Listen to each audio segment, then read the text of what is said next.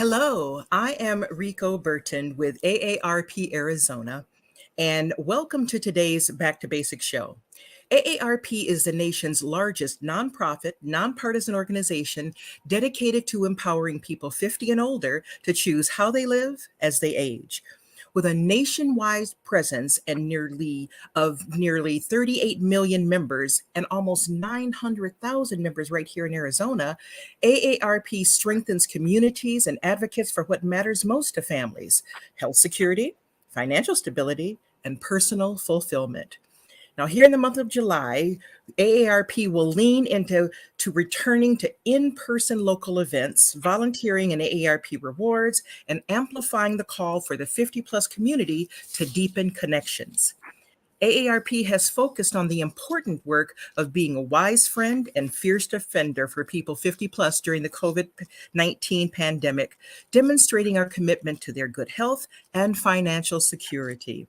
As we face another summer with pandemic concerns and record inflation, the health and wealth communications continue to be important, as does connecting with others in the name of health and happiness.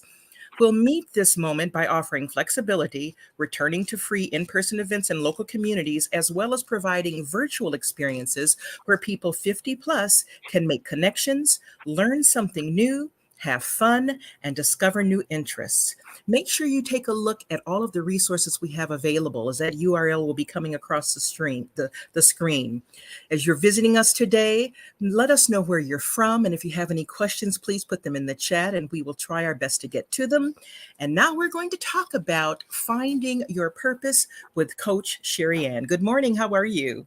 Good morning, Lady B. I am wonderful. I've escaped the Arizona heat this week. We're out in Oceanside, California. My kids and I and my parents are here. My oldest brother's here. So we're doing our best to live our best life right now. Good for you. I used to live in San Diego. I know what that's like. Ah, never should have left. Yes, indeed.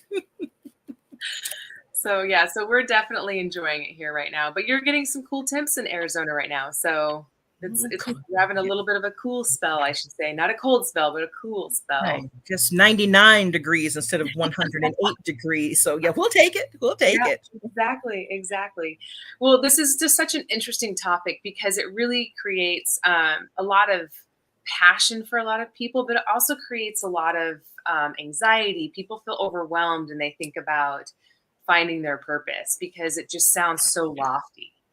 And so we're here today just to kind of break it down for you, like what's important about why do you want to have a purpose, Yes. and just some tips on how to help give you some direction if you don't have any direction. Because also, as people are entering into a different stage of life and retiring from work, and work has been their purpose, it's where do they go now? Like, what purpose do they have? And they even say, like, the two most dangerous days in a person's life is the day they're born and the day they retire. There's a lot Mm. of people that their health declines rapidly after retirement due to a lack of focus and due to a lack of purpose. And so, if you find yourself in that space, then this is the perfect show for you. So, please, yeah, let us know where you're tuning in from. I always love to hear where people are from and where they're watching from and whatnot. So, please, and definitely post any questions that you might have or share any comments that, if anything resonates with you. We always love to hear from our viewers. And so, one of my favorite sayings is it's never too late. Mattering always matters from cradle to grave. So, it's never too late. So, if you have gone through life without a purpose and you felt like you were floundering, if your purpose wasn't your job, like I said earlier, a lot of people for their purpose, it was their employment, but it's never too late. So, let's just dive into it because your quality of life, your value based living is to have a purpose. Because if you don't have a purpose, and if you're not have a drive to get up and get out of bed in the morning, what are you going to get up for? And if you don't have a purpose, a lot of what happens is people tend to fall into isolation and have a lot of forms of loneliness and depression sets in. So those are the things that we want to try to avoid. Wonderful. So, what are you going to tell us about finding our purpose? So one of the things that you want to think about when you're looking for your purpose or trying to find your purpose is think about your gifts that you have. Everyone is very unique. Everyone has their own natural gifts. So are you using your most enjoyed gifts that you have and doing the things that you feel passionate about. So it's gifts and passion. And are you doing it in an environment where it fits your values? So those are some key words: is your gifts, are you passionate about it, or are you where your values are being recognized and it fits for you? And you'll know when you're in that space, because it will just feel so good and so organic, and you're not having to force anything. And so, you have to look at your set of talents, what experiences you've had in life, your skill sets, what are your interests? Those are the things that light you up. And so it takes a lot of self-evaluation, which is why it's a lot of work and why it feels lofty and why it feels overwhelming. Because believe it or not, only about 25% of Americans have actually sat down and really thought about their purpose. So that's not very many. So there's 3/4 of the Americans that aren't even sitting down and having this evaluation with themselves. Why do you think that is? I think because it's scary. I think self-evaluation is very scary for people because you have to really think about what's important to you. What are you doing with your life? Because what happens is people often fall into these traps of just existing and just living. We often abandon the idealistic version of ourselves based on work, family responsibilities, social expectations. So we abandon what's important to us because we fall into these traps of doing things that people are expecting of us, or like I said, responsibilities. And so it's really sad. And so don't don't abandon yourself. Don't abandon the idealistic version that you have of yourself, but it does take a lot of work. I mean, why do you think people don't sit down and define their purpose? Well, it goes back to part of what you suggested that they do. Take a look at their gifts, take a look at their passions and the rest. And we have been taught, many of us have been taught in a culture that we're being narcissistic or conceited when we say, "Ooh, I'm really good at this," or "Ooh, I'm really good at that." And so we don't want to say that. We don't want to put the focus on us, because then it looks like we're being, trying to put our own self out there. We're self-centered instead of other-centered. Mhm. And I think that may be one of the reasons, a big reason that people don't do it. Because when you start asking people, well, what are you good at? And if they can start rattling things off and people start saying, oh, wow, you really kind of like yourself, don't you? Instead of saying, that's wonderful. So the way that we even accept how people look at themselves when they recognize and embrace their gifts and their talents, I think is one of the drawbacks to that. And then understanding the difference between passion and purpose is, I think, can be something too. And people do many times put their passions on hold depending on what happens in their life. They get married, they have children, they're putting the kids through school. And so their passion, the fire that they have now has dwindled and that flame is not as bright. And they've had to change course, whether by design or by circumstance. So I think that those are some of the reasons that people don't. Yeah, so you've said two things that really kind of lit a spark in me. And one is, one of the things I do a lot in my career is I coach women, because I am a woman and I have 3 children and I'm a single mom right now and have been for a while. And the thing is women have a tendency to put themselves on the back burner. They put their spouse first, or their career first, or their children first. They just don't put themselves, they don't pull themselves to that front burner enough and let that things be ignited within them. They take care of everything else and everyone else. And I'm not saying that men don't do that, but it's more predominant in women. And the other thing too is, yes, we have a tendency to shy away from boasting about what we are good at and what our gifts are, and not allowing people to lift us up. And it's so unfortunate that that's become kind of society. And it's like, no, we should celebrate each other's gifts, because that just lifts everyone else up more and more. And that's one of the things that we'll touch on is in the tips, is being a part of a community and being a part of being around people that have the same passions as you do, so you can lift them up and they lift you up, and you further the project or further what's happening, and making things better, best version of yourself, and helping them be the best version of themselves. There's the saying of, iron sharpens iron, and so, but we shy away from lifting each other up. And it's really quite unfortunate if we can get back to living, and following joy. So in Japan, and there's so many books on it now because it's become very popular, but the phrase in Japan is ikigai, and it's Ikigai, Ikigai. is their way of finding your purpose. And the translation of it is following your joy. So if you're following your joy, you're following your passions, you're following your purpose, and so, but it's a way of life for them. Like that's something that they really, really, truly embrace and generationally teach. And so, and if we could get to where we're doing that here, oh my gosh, it would be wonderful. We wouldn't be tearing each other down, we'd be lifting each other up. Well, and with the pandemic and everything, joy is the least of people's concern. They're concerned about trying to stay healthy and have a job and feed their families and all the rest. So look, and maybe that's not true. Maybe I should say that we have to look for joy in different places. Bloom where you're planted. We've been told that, and there's joy in everything. Yes. We have to find the joy in everything, even in our darkest circumstances.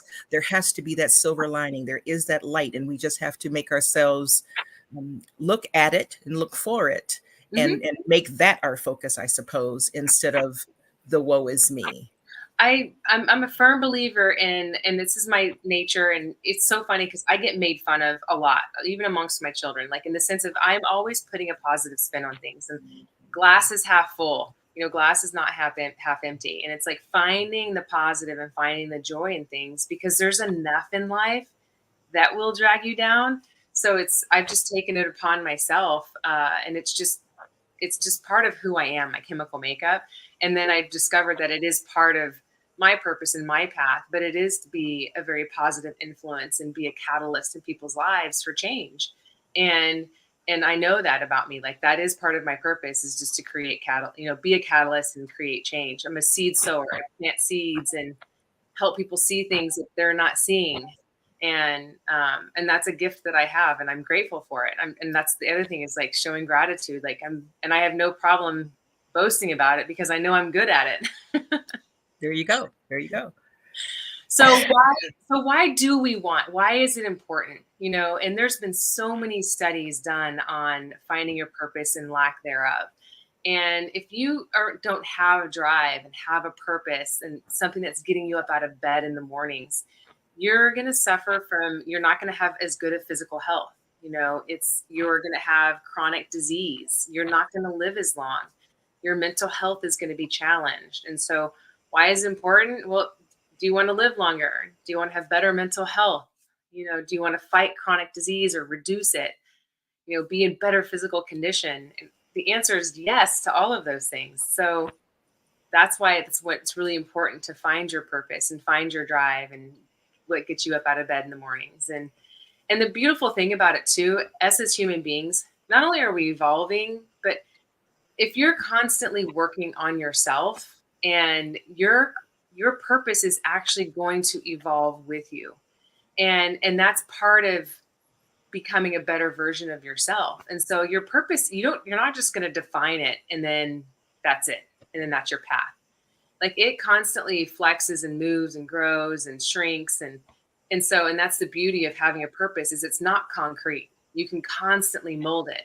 You can look at it like a piece of clay that you're just constantly molding and finding the perfect version of it, because it's a journey. It's not a destination that you're getting to. And that's the beauty of it too, is you're constantly working towards it until you're not here anymore. Interesting. Okay.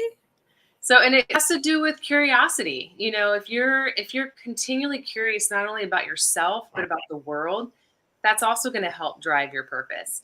And if you're not curious, if you're not interested in things, are you an interesting person?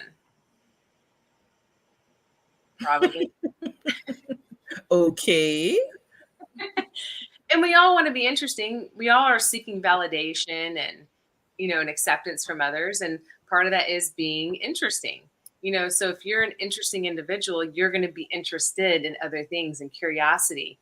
And so it's important to be curious, because that's part of mental health and brain health. And so it's okay to not have a solid purpose, because that's the other thing, is people feel like they have to define their purpose. Otherwise they don't have one.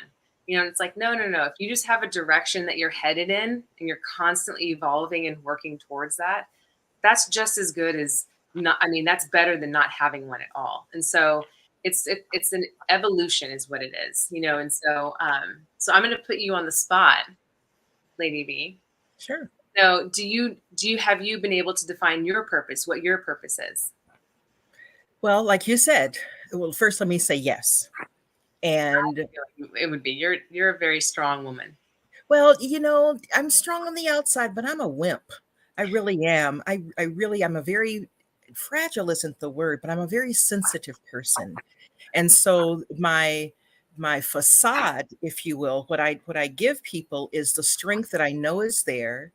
We talk about speak things as though they were, and so when I share myself, it is not the me necessarily that I share, it's the me that I know I am that Hmm. I'm sharing. And that may sound a little weird. And so I'm a Christian, and for that I believe in God, and so God leads me. My gifts come from him. And so many times I'll do something that surprises me. I'm like, oh, that was really cool. Thanks, because I don't feel like it necessarily comes from me, hence the word gift. So my purpose, I have come to understand, is to help others. I am here to help others see themselves and develop themselves in such a way that they can be happy, healthy, and walk in their purpose. And many times that is being the mirror check for them to help people understand that. So I do a lot of personal development with people. And that's really kind of why I'm here. I believe that I'm here and what I've been led to do. And I enjoy it. I had to learn to enjoy it at first though. So I don't always know that finding your purpose is something that, for me, it wasn't like, oh yay, this is going to be so great, because I'm not one that necessarily wants the spotlight, but I'm okay in it. I don't like crowds. I think we've had that conversation. I don't like crowds, but when I'm called to speak in front of 1,000 people, I can do it with no problem because Hmm. it's part of what I'm supposed to do. Does that answer your question? It does. It absolutely does. And you touched on something I actually don't have in my notes, but it is true. Like sometimes you're just organically called to do something and the shoe just fits. And you may not like that the shoe fits, but it fits. But deep down inside, it does give you pleasure and it does bring passion and joy into your life. And so learning to embrace that is really it does take some skill. It does take some work. Finding your purpose is not easy. You got to Right. dive deep. You got to ask a lot of hard questions. You got to be vulnerable with yourself and you got to it's sometimes it's not comfy you Right. know Sometimes it's not popular. right. If I'm the one that has to tell you, girl, you need to get yourself together, that's and not necessarily in that way, but it's like, oh my gosh, I don't want to be the one that has to do that. But if that's part of the calling, and if I can do that from a loving way, then it's part of what you have to do. Hmm. Well, and it is about connecting with people, and and we need connection. I mean, there's been so many studies also, and I've even talked about it here on our Back to Basics about the importance of connection. That is one of the number one things to help prevent mental health issues is connecting. And in being of service to others is one of the best ways to connect with others. And that's one of the tips that we'll get into because it does fight isolation and loneliness. And as you will know, because you witnessed it and experienced it, but when you're in service to others, it brings more joy than people will even ever understand. And so it's one of the biggest things is to be in service of others. Because when you're in service of others, you're actually truly in service of yourself. Mhm. You just don't know it. Absolutely, I agree. Yes. So let's dive into some tips on how to manage this big process, right? Okay. That seems to be overwhelming. One of the biggest ones that we recommend is developing a growth mindset. And we've kind of already touched on it. So, all of the tips that I'm going to give to finding your purpose, we've kind of briefly touched on, but we'll just dive into a little bit more in the next, 10 plus minutes that we have here. So, developing a growth mindset. And what does that mean? It's about pursuing the better version of yourself, embracing challenges, learning from challenges, and making them be a positive impact in your life. We all face challenges. So it's spinning your perspective on those and learning how to make the most of it. But developing a growth mindset and constantly growing, like I said earlier, being curious not only about yourself, but about things around you. That's going to just help you so much better in defining what your purpose is. Because the more you're involved in doing a deep dive into yourself, the easier it's going to be to find your purpose. The next one is to create a personal vision statement. This sounds so lofty, like personal vision statement. Like, where do I even start with that? And there's a great quote, and it's, "There's no favorable wind for the sailor who doesn't know where to go." So you've got to find your direction. And finding that can be challenging, but that's where we go back to what I said earlier about describing what your values are, what your strengths are, what your goals are. Like, what do you want out of your life? And that will help start to carve away at, defining your personal vision statement. And I fully well accept that that is like, I don't even know where to start. So just start. And like I said earlier, it's like a ball of clay that you can sit and mold and carve and add to, take away. So if you haven't started doing this, you just start. And you just start by putting phrases and things down on paper. And if you want to, ask your closest friends and family, like, what are my strengths? If you have a hard time looking inside and defining what your own personal strengths are, ask the people closest to you. They will tell you. Also, when we think about strengths, there's a book that's out, the Strengths Finders. Yes. And Strengths Finders is a wonderful book, a wonderful tool, and you take an assessment and you can learn your top strengths, which Yep. is a wonderful thing so that you can lead and live by your strengths instead of by areas that you need to improve. And there are lots of things that are out there. You mentioned that book. Jackie Campbell, who's watching us today, says that she's currently reading A Purpose Driven Life. And I've read that book 97 million zillion times, Jackie. I'm with you there. It has a Yes. wonderful workbook and all the rest to give you some of the tips and a nice guideline along the way. Just goes right along with what you're saying. And the Bible also says that, people without a vision, they perish. We perish without a vision. So we need this vision statement, something that we can see. Mhm. Yep, absolutely. It will be your driver. So get comfortable with it. So number 3 is to give back, to be of service.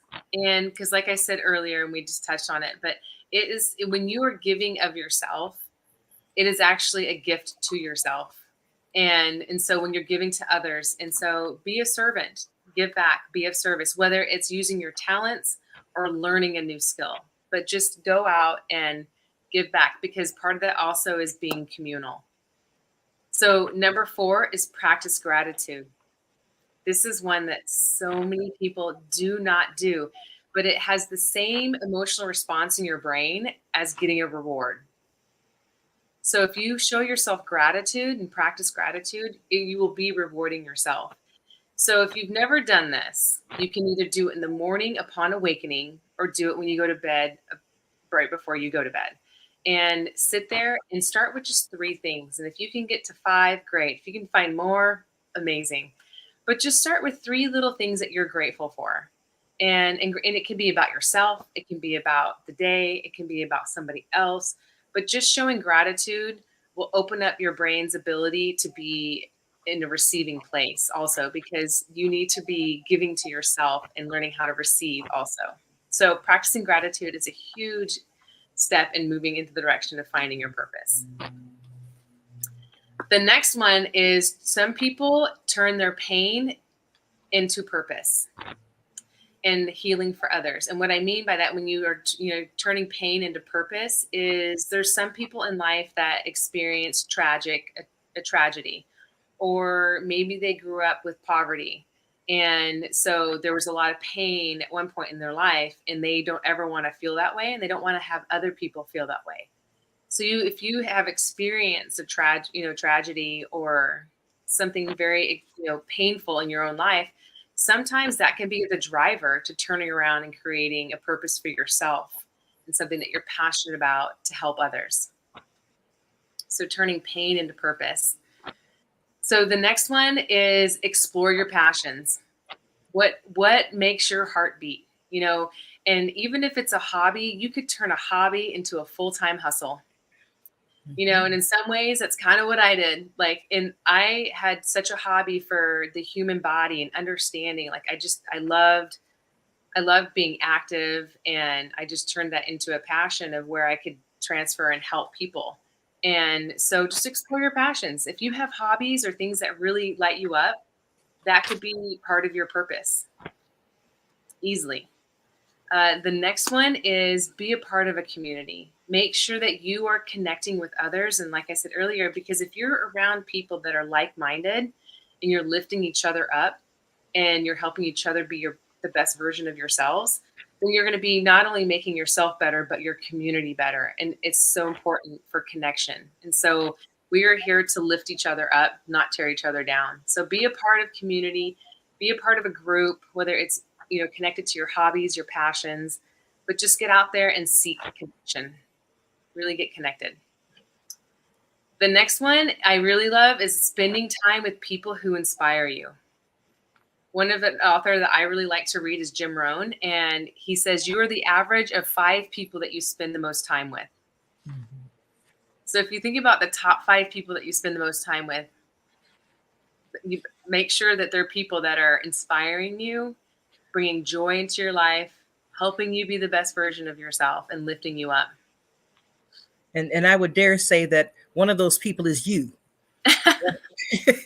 Make sure you're right. Our self-talk can be the biggest sabotager of all. So we have to love ourselves, like I say, and the self-talk we have. So absolutely. All right. Oh yeah, that's coming up. So, so number 9 is to read. And to not read just nonfiction. And this was kind of eye-opening for me when I was doing a little bit of research and just putting together my information. And because I love nonfiction, I love biographies, I love knowledge books, a lot of self-help books, and those give you knowledge. But the fiction books actually improves your empathy, your critical and creative thinking. And if you think about it, your purpose is an act of imagination. No one really has their purpose fully defined. It's something that you're creating, and it comes from creative and critical thinking in your imagination.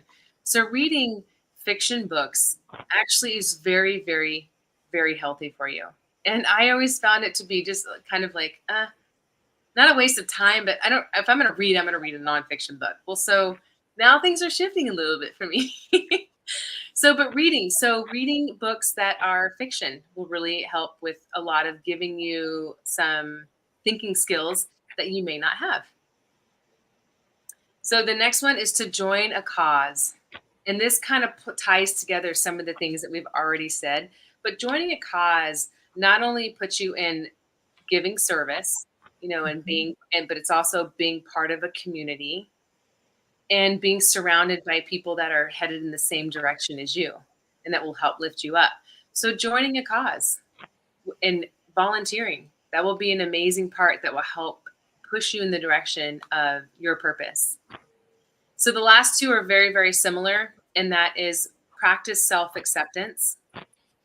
So practicing self-acceptance, what does that look like? That's showing yourself some grace, knowing that you're not perfect, and that you're going to make mistakes, and that this life is for you to mold.